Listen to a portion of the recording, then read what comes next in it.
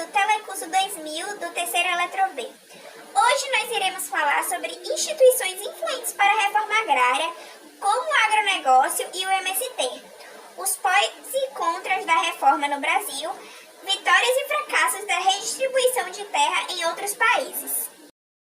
Não são muito numerosas no nosso imenso Brasil as ricas propriedades como esta, mas são cada vez mais prósperas. E sua prosperidade cresce na medida em que se isolam dos menos afortunados, dando razão a quem disse que no arame farpado está a desgraça de nosso país.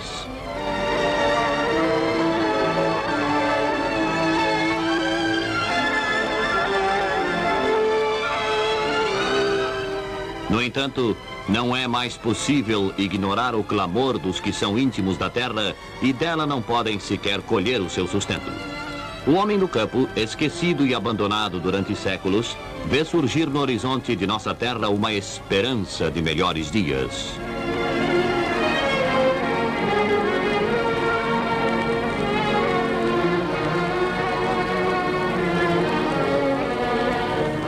A reforma agrária, já proposta ao Congresso, poderá ser a realização desta esperança, a de uma justa distribuição de nossos recursos.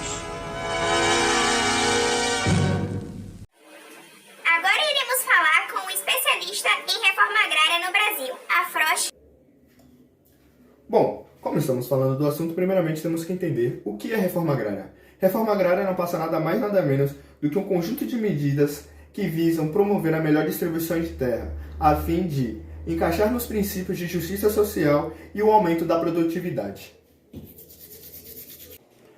Como não apenas isso, ele também visa estabelecer um sistema de relações entre o homem e a propriedade rural, como também o uso da sua terra, também favorecendo a produção de alimentos básicos, o combate à fome, a redução da migração campo-cidade, a interiorização dos serviços públicos básicos, diversificação do comércio e dos serviços no meio rural, como também no bem-estar dos trabalhadores rurais.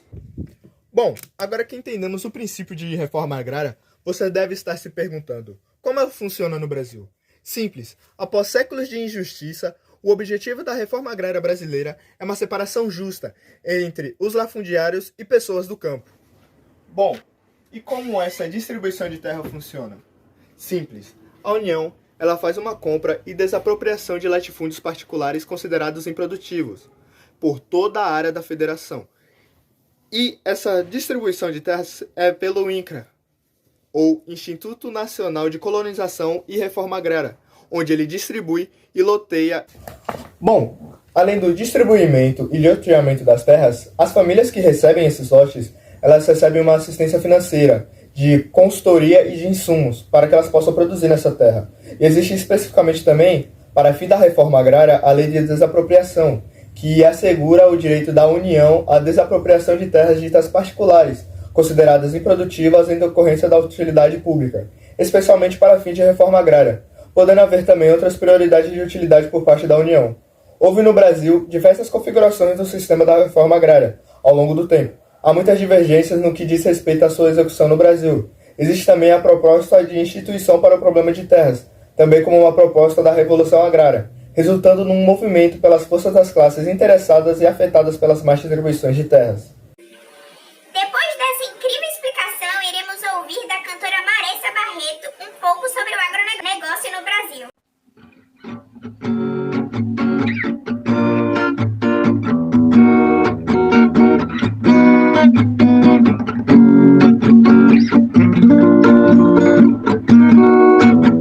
Que o MST te dissolva, sua bancada ruralista sem noção. Mas quem vai te julgar se você não paga juros com isenção? Sei que você entende bem, não paga imposto é o que importa. Como se não vem ninguém, se viver fome não importa. A reserva que Lula terra indigna, você destrói, mata, assassina, a Amazônia fica e deixa para uma carnificina, chacina. Mas quem vai te contar? Agro não é pop nem popular. Agro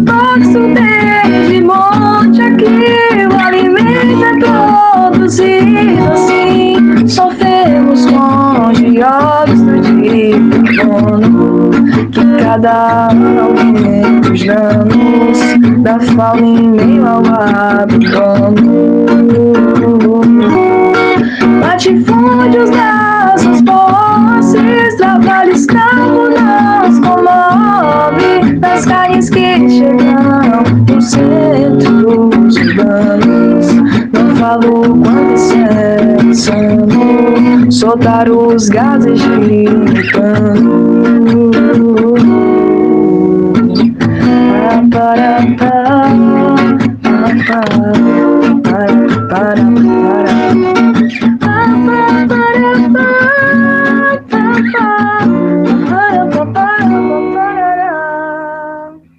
Depois das reflexões sobre o agronegócio e os seus efeitos, vamos introduzir o movimento Trabalhadores Rurais Sem Terra.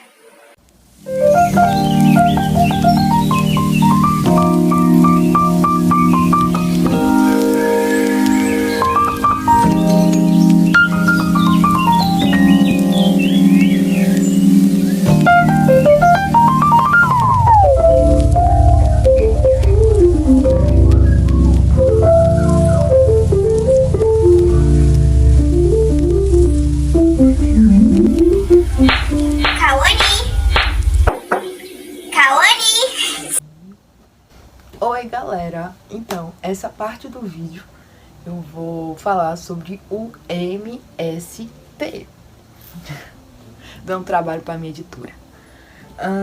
O que é o MST? O MST é o Movimento dos Trabalhadores Rurais Sem Terra. Agora sim, por que o MST tem a ver com a reforma agrária? A principal luta do movimento, que é um ativismo político e social, é a luta por terras, é a luta para a terra, é a luta para a reforma agrária. Em qual sentido? Como seria isso? Na redistribuição de terras no campo. É isso. O que eles lutam é para as terras do Brasil serem redistribuídas. Ressaltar que tem toda essa problemática em relação às terras de muito tempo. Isso é histórico. A forma, desde o início lá, das capitanias hereditárias, que culminou em vários aspectos, chegando hoje, e tendo a distribuição de terras totalmente desiguais, isso é péssimo para nós. Olha, eu vou trazer um dado do IBGE de 2017, que 48% das áreas dos campos rurais, né, está na mão de 1% dos proprietários. O que isso quer dizer? Que grandes campos, grandes espaços rurais está na mão de uma pessoa só. E isso é totalmente desigual, entendeu? E acarreta várias problemáticas para a economia, porque tem aquela questão da monocultura, tem a questão do agronegócio, que a minha colega Marissa já falou. Então assim, é complexo isso daí. Mas voltando pro MST, ele luta, o movimento luta, para conseguir efetivar a reforma agrária, que até hoje não foi feita. A gente está em 2023, o MST ele surgiu em 1984 e até agora eles não conseguiram, o Brasil não conseguiu fazer uma reforma agrária, sendo que é urgente. Aí o que o MST faz? Ele ocupa as terras improdutivas. Antes disso, eu vou falar sobre a Constituição. A Constituição está lá dentro dela, em alguma parte, que eu não vou saber que artigo que é, me falha a memória, mas é este aqui. Basicamente, está dizendo que uma propriedade que seja em um espaço rural ou urbano, ela precisa cumprir uma função social. Então diz que a Constituição diz que uma propriedade, que seja ela no campo ou na cidade, não é tubarão, te amo, enfim.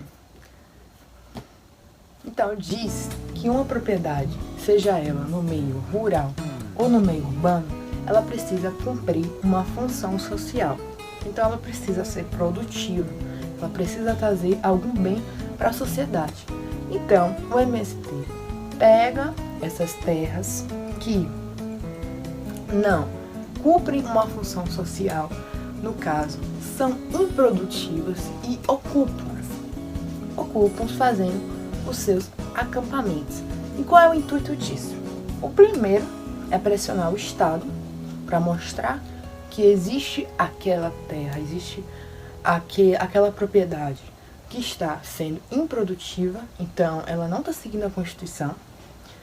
E a partir do momento que eles criam os seus acampamentos naquela terra, é algo totalmente colaborativo, porque são várias famílias que vão para aquele acampamento, né? Eles começam a fazer a agricultura familiar em um âmbito colaborativo, cooperativo e coletivo.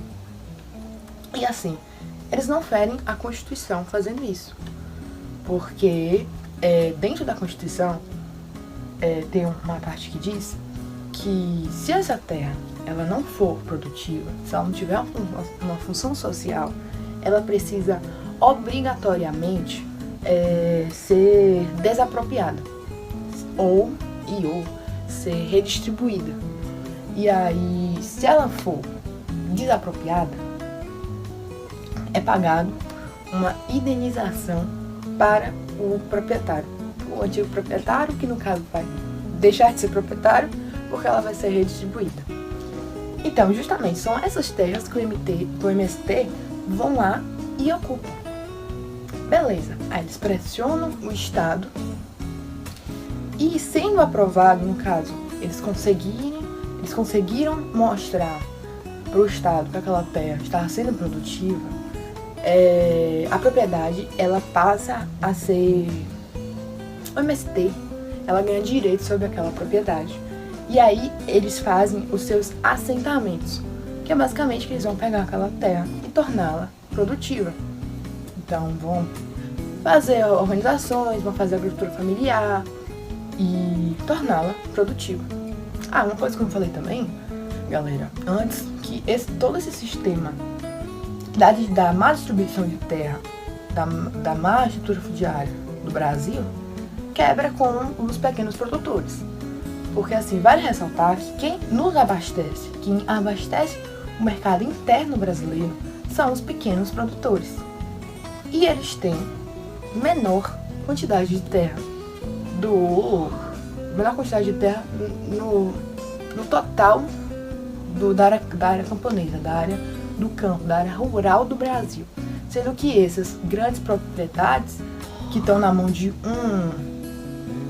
uma empresa, uma pessoa, a gente sabe que é agroexportador.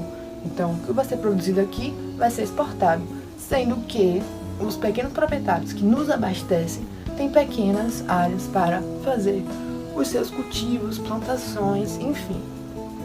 E aí, voltando à questão do MST, se por acaso, quando eles ocuparem aquela propriedade e perceberem que ela, fizerem a produção e o Estado, o juiz, perceber que aquela propriedade ela é regular, no caso que ela é legal, que ela é produtiva, que ela cumpre a sua função social, automaticamente, naquele instante, o MST ele deve tirar o seu acampamento e sair daquele local, porque aquela terra é legal e não tem mais o que eles se envolverem, porque a partir desse momento, no caso, se eles continuarem com aquela terra, constitucionalmente vai ser uma invasão.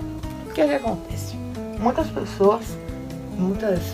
pessoas divulgam, algumas empresas jornalísticas falam que o MST faz é invasão e não uma ocupação.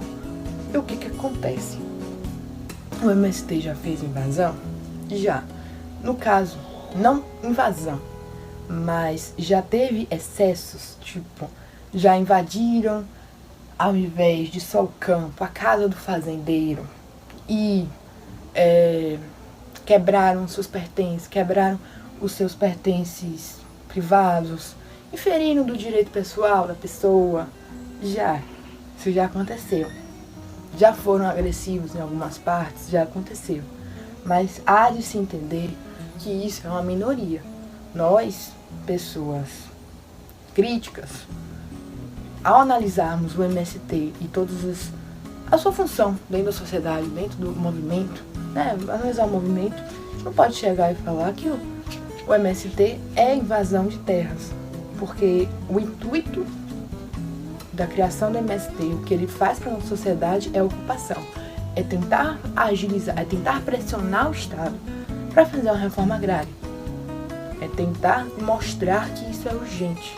Então, assim, é importante a gente saber a diferença, consequentemente, de invasão e ocupação e saber que, como eu expliquei anteriormente, quando eles criam seus acampamentos, é para pressionar o governo, o Estado, e quando eles conseguem pressionar o Estado, mostrar que aquela terra é improdutiva, eles começam a ganhar direitos sobre aquela propriedade e torná-la produtiva.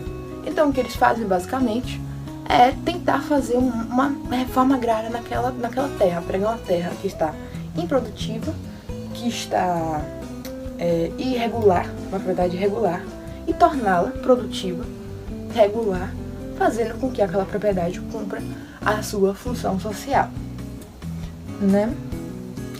E uma curiosidade, um dado, é que o MST, ele é o maior produtor de arroz orgânico da América Latina.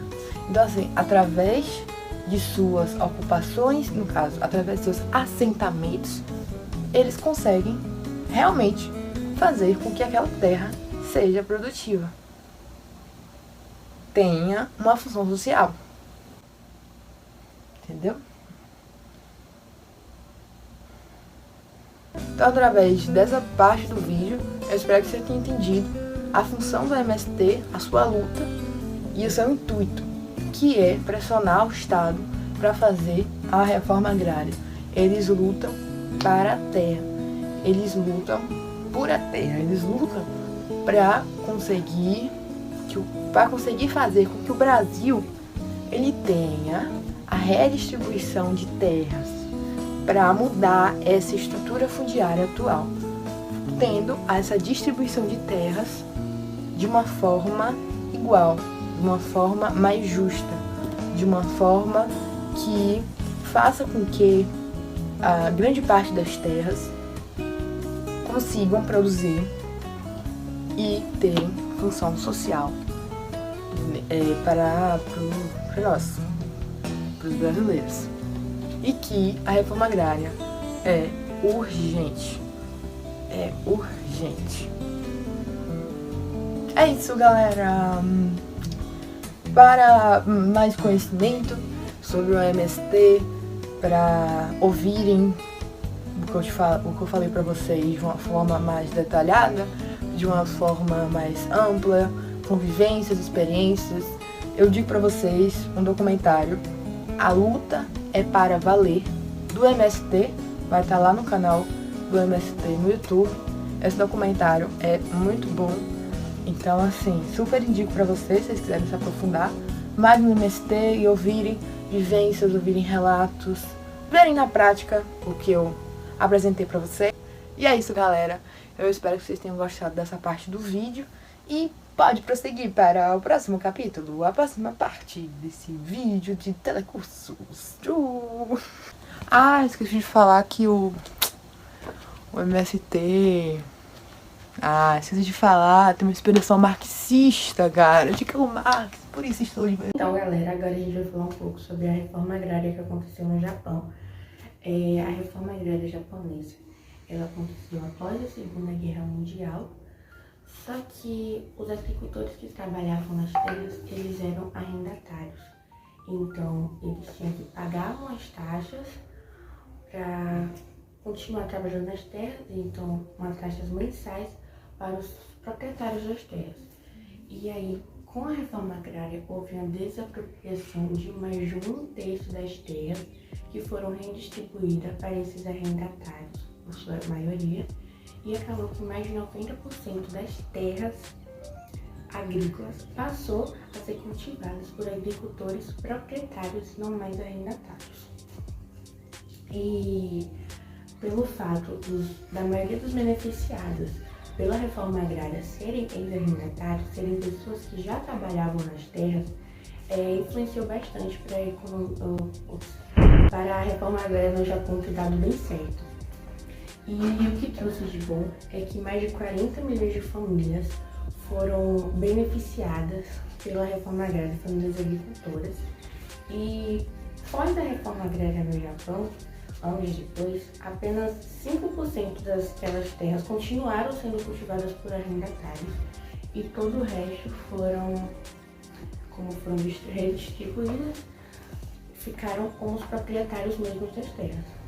E o benefício que essa reforma agrária no Japão trouxe para o país foi que, como as terras ficaram bem mais baratas, os ex-arrendatários, que agora é dono das terras, tinham estímulos para investirem nas suas terras e assim alavancarem, crescerem a economia do país. E com a reforma agrária, então, trouxe uma grande, trouxe uma elevação na economia do país. E trazendo isso para o Brasil, uma possível reforma agrária no Brasil traria essa consequência similar. Com a redistribuição da terra agrícola, seria um ponto importante para a gente crescer a economia aqui no Brasil. A reforma agrária é um tema controverso que envolve questões políticas, econômicas, sociais e culturais.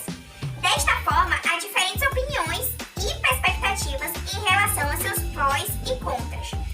Alguns possíveis contras da reforma agrária são a ineficiência produtiva. A redistribuição de terra pode levar à fragmentação de propriedades rurais, o que pode prejudicar a produtividade e a eficiência agrícola. Além disso, muitos agricultores assentados não têm conhecimento ou recursos para gerir adequadamente a terra, o que pode levar à diminuição da produção e a qualidade dos alimentos. Outro fator contra a reforma agrária é o impacto econômico.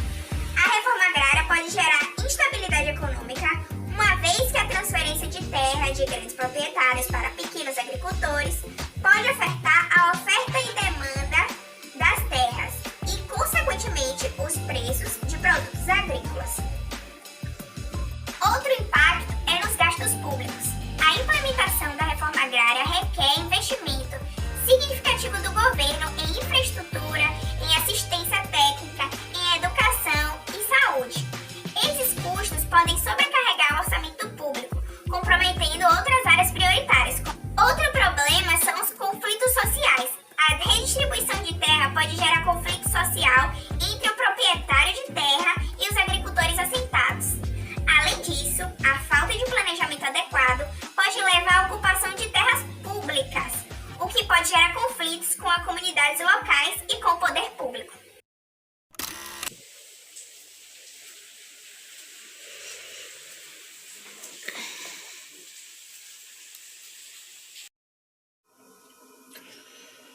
O presidente da Venezuela, Hugo Chávez, liderou neste domingo, dia 25 de março de 2005, um ato de desapropriação de 300 mil hectares, numa nova investida do seu governo de controlar latifúndios, e para aprofundar a reforma agrária de sua revolução socialista. No entanto, o presidente esclareceu que aquele que tem a terra produtiva não deve ter nenhum temor. Chávez explicou que os terrenos serão convertidos em unidades de produção social e administrados por cooperativas agropecuárias. Desde que Chávez assumiu a presidência da Venezuela, em 1999, quase 2 milhões de hectares já foram desapropriados. O presidente adiantou que serão realizadas novas ações similares em outras fazendas. Chávez anunciou na semana passada uma nova ofensiva contra latifúndios, como o resgate de pelo menos 150 mil hectares de terras ociosas. Durante seu programa dominical, o Alô Presidente, Chávez destacou que as fazendas recuperadas serão destinadas principalmente à criação de gado. Esta ofensiva de Chávez contra os latifúndios faz parte do processo de instauração do socialismo no século XXI, na Venezuela, proposto pelo presidente como programa de governo durante a campanha eleitoral para as eleições de dezembro de 2006. A Constituição venezuelana de 1999, proposta por Chávez, estabelece em seu artigo 307 que o regime latifundiário é contrário ao interesse social. A reforma agrária na Venezuela implementou governo Hugo Chávez enfrentou muitos desafios e críticas desde o seu início. Alguns dos principais problemas que surgiram durante o processo foi a falta de planejamento. Muitas das expropriações de terra foram realizadas sem o planejamento adequado, resultando em falta de infraestrutura, assistência técnica e capacitação para os agricultores assentados. Também gerou conflitos sociais entre os proprietários de terra e trabalhadores rurais, com muitos proprietários alegando que as suas terras foram expropriadas sem justa compensação, ou sem que tenha sido considerada subutilizada ou não utilizada. Esses conflitos levaram a processos judiciais longos e custosos para o Estado. Desinvestimento também foi outro problema da reforma agrária na Venezuela. Afastou muitos investidores e proprietários de terra, afetando negativamente a economia rural do país. A falta de recursos na reforma agrária da Venezuela não contou com os recursos necessários para fornecer assistência técnica, crédito e infraestrutura para os agricultores. Isso prejudicou na capacidade dos assentados de produzir alimentos de qualidade e gerar renda para suas famílias. O desmantelamento de instituições na reforma agrária da Venezuela implicou no desmantelamento de cooperativas e empresas privadas de agronegócio, que haviam desenvolvido experiências bem-sucedidas na gestão agrícola. Em resumo, a reforma agrária na Venezuela enfrentou muitos desafios, que prejudicaram sua implementação e seus resultados. No entanto, é importante lembrar que a reforma agrária é um processo complexo e que requer planejamento cuidadoso, recursos adequados e diálogo entre os setores